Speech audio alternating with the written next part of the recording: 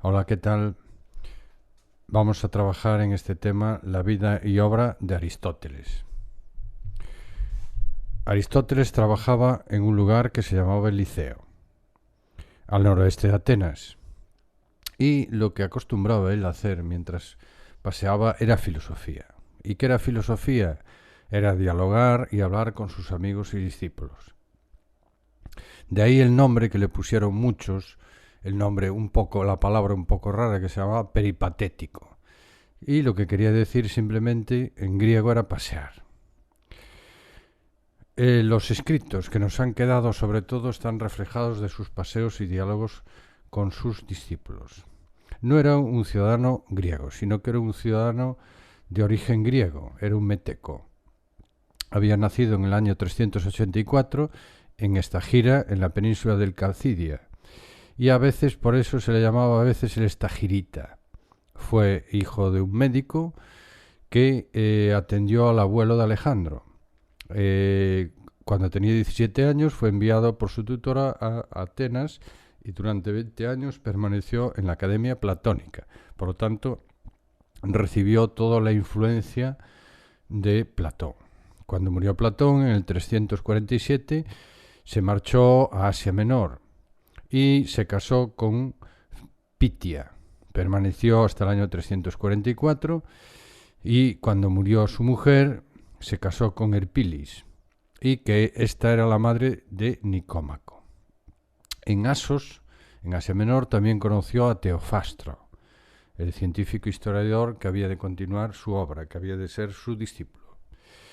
En el 342 acepta una invitación de Filipo para dedicarse a la educación de su hijo. Ocurren determinadas cuestiones y al final es acusado de impiedad, etcétera, etcétera, y se escapa. No quiere cometer lo mismo que le pasó a Sócrates, se marcha a la isla de Eubea y muere en el año 322. Aristóteles no solo era un sabio en su estricto sentido, en su mayor concepto, sino que además creaba política.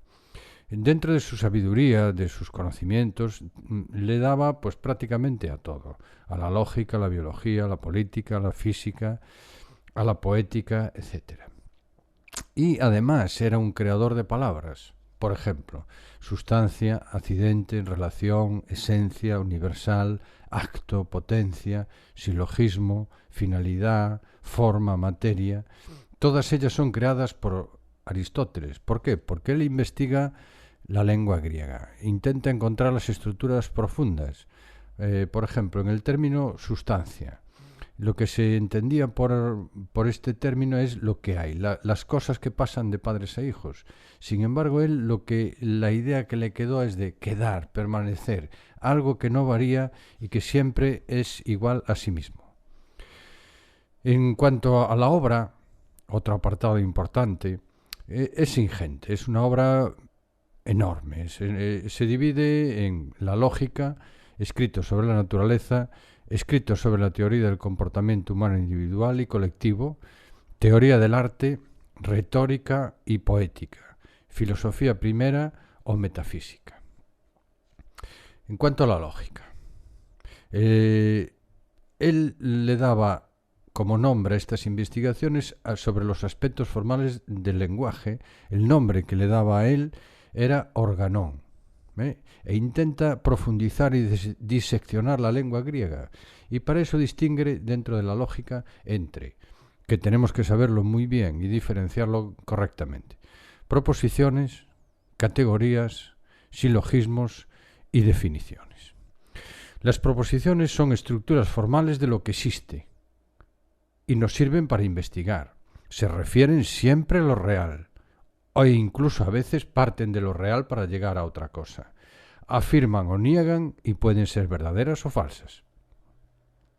Las categorías son formas más generales, categoría más superior de lo que existe, y son 10 formas, que son, las cito para que os vaya sonando, son sustancia, cantidad, cualidad, relación, lugar, tiempo, posición, posesión, acción, pasión. Son géneros supremos del ser. y predicados que describen todas las características que se pueden dar a cualquier sustancia. ¿Para qué? Para clasificarla, ponerla a su lugar y explicarla. Luego tenemos el silogismo, que va a ser el razonamiento deductivo. El silogismo está formado por 3 proposiciones.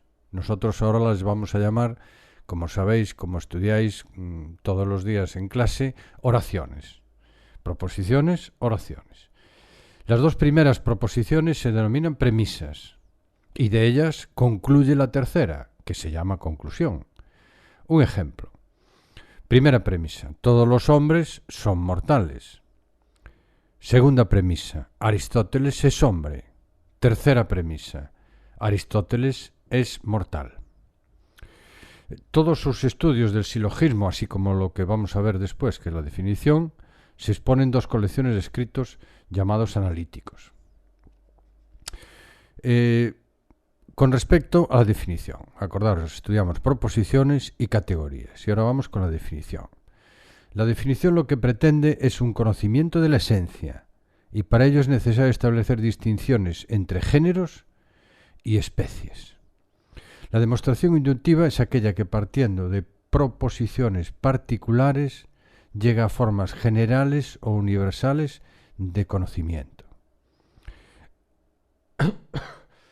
El género es una clase de conceptos definidos sobre todo su extensión.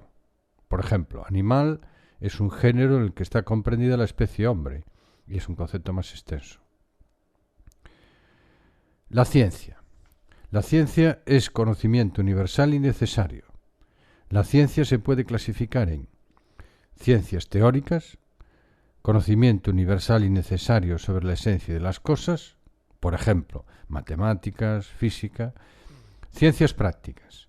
Es el conocimiento sobre cómo debe ser el comportamiento del hombre y la organización de la polis. Ejemplo, ética y política. Ciencias poéticas o productivas. Proporcionan conocimiento necesario para producir o fabricar algo. Todas las artes y técnicas para producir objetos. Luego entramos en otra parte importante, que es la metafísica aristotélica. Quedaros con el término metafísica aristotélica o ciencia del ser. El ser es algo que nos va a ser muy recurrente en toda la filosofía. Se incluye metafísica y se llama también ciencia del ser. En ellos, en el libro, además escrito por él, que se llama Metafísica, se habla de los principios de la realidad sensible, que como la materia y la forma parecen ser estructuras fundamentales de la realidad. Para ello intenta definir lo que es el ser. Y en general el ser nos dice yo soy, o equivale a yo tengo vida. La metafísica se encarga del estudio del ser en cuanto ser y sus atributos esenciales. La metafísica es la filosofía primera porque es universal. Por tanto, el estudio del ser será el análisis de lo que existe y cómo aparece ante mí. Luego tenemos otro término que es sustancia. Acordaros de Parménides, que decía el ser y el no ser, o sea, el ser es y el no ser no es. Para Platón, acordaros también del mundo de las ideas. Y para Aristóteles el ser se predica por analogía. El ser tiene muchas formas de manifestarse, pero todas ellas hacen referencia a una forma primordial, la sustancia. Esto es muy importante. El ser tiene muchas formas de manifestarse en la realidad, ¿no? Pero todas ellas hacen referencia a una forma que está por encima, que está superior, que es la sustancia.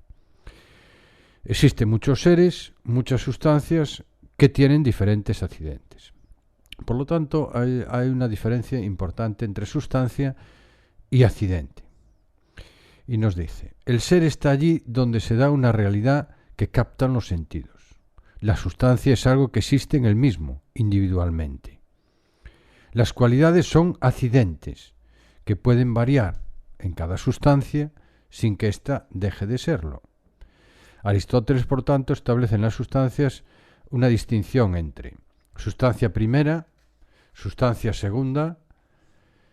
En la sustancia primera es el individuo concreto, sujeto individual, que tiene accidentes, por ejemplo, género y especie. Segunda sustancia son las especies a las que pertenecen las sustancias primeras. Aristóteles afirma que, en sentido estricto, solo existe el individuo concreto, la sustancia primera, que contiene la especie, sustancia segunda.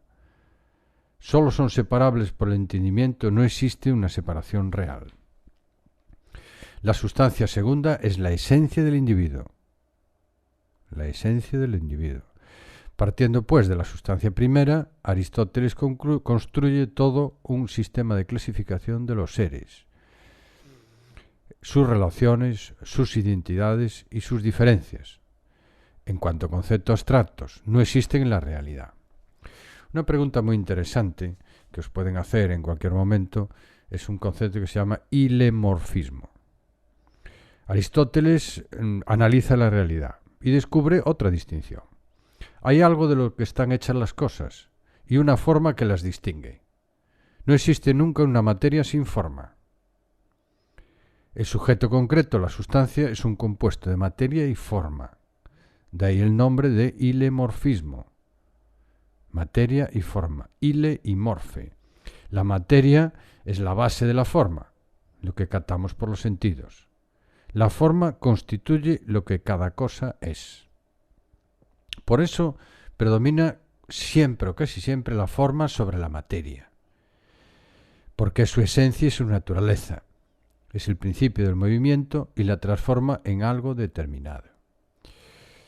La materia no existe como pura materia en el mundo real, aunque haya que intuir una primera